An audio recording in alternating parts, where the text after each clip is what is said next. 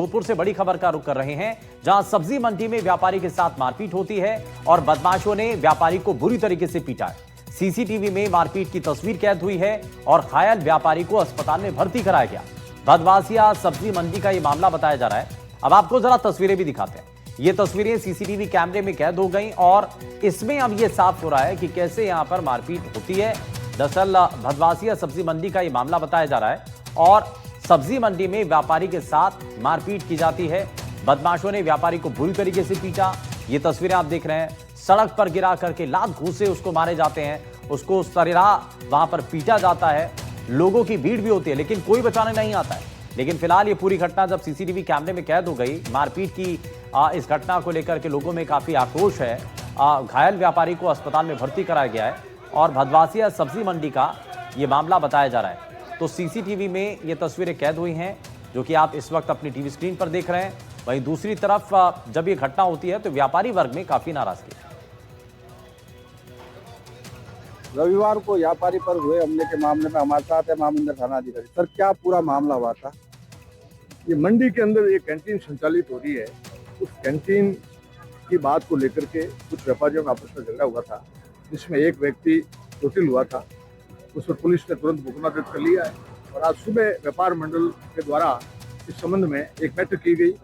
इसमें बैठक में हमने आश्वासन दिया है कि मुलजिमों को अतिशीघ्र पुलिस गिरफ्तार कर लेगी और कैंटीन के बाहर जो शेड्स अवैध रूप से लगा रखे थे उन शेड्स को हमने हटा दिया है। कौन लोग थे और किस बात को लेकर ये विवाद हुआ?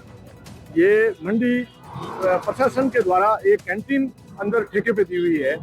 तो कुछ व्यापारियों का ये आरोप था कि कैंटीन जो व्यक्ति संचालित कर रहा है उसने आगे बढ़ करके अपने शेड्स लगा लिए हैं और वहाँ कुछ ठेले वालों को बैठाता है।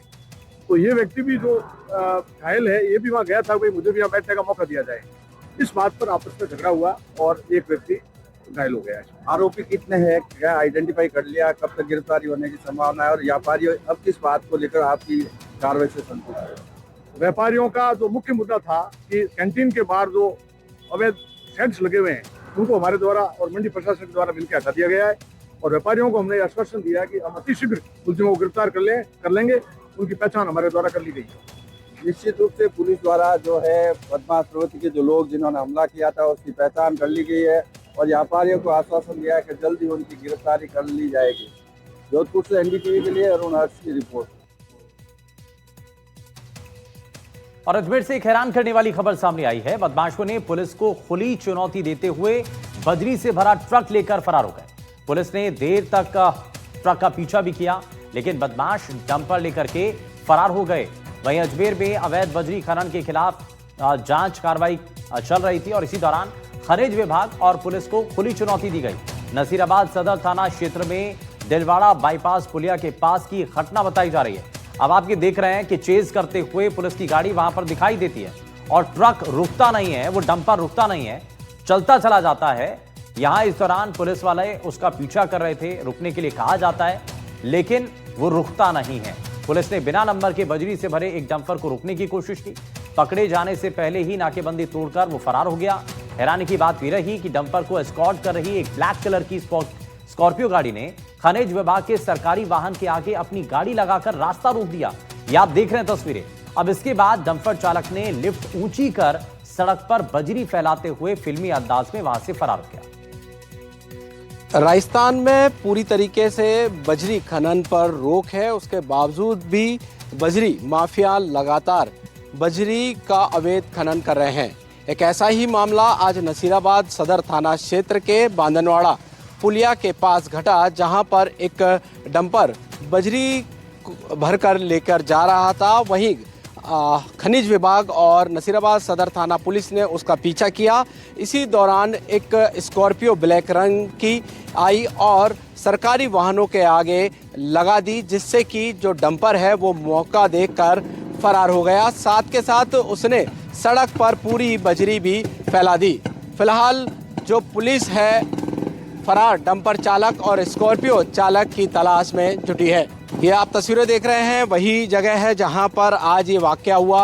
इसी सड़क से डंपर बजरी भरकर मौके से फरार हो गया और सदर थाना पुलिस ने राजकार्य में बाधा का मुकदमा दर्ज कराया है। ये वही पुलिया है जहां पर एक डंपर बजरी भरकर जा रहा था, जिसका पीछा सदर नसीराबाद थाना पुलिस ने किया और खनिज विभाग के अधिकारियों ने भी अपने वाहन के साथ में उसका पीछा किया। मगर अवैध बजरी खनन माफिया इतने शातिर थे कि उन्होंने मौका देखकर अपने वाहन निकाल लिए और वहां से फरार हो गए। बताया ये भी जा रहा है कि ब्लैक स्कॉर्पियो चालक ने सरकारी गाड़ी के आगे अपनी स्कॉर्पियो लगा दी और इस दौरान जो डंपर चालक है उसने पूरी बजरी सड़क पर फैला दी और फरार हो गया। फिलहाल नसीराबाद सदर थाना पुलिस ने प्रकरण दर्ज कर लिया है। राजकार्य में बाधा का और सीसीटीवी फुटेज और स्कॉर्पियो के नंबर के आधार पर वाहन चालकों की तलाश की जा रही है। कई घंटे बीत जाने के बाद भी फिलहाल पुलिस के हाथ अभी खाली हैं।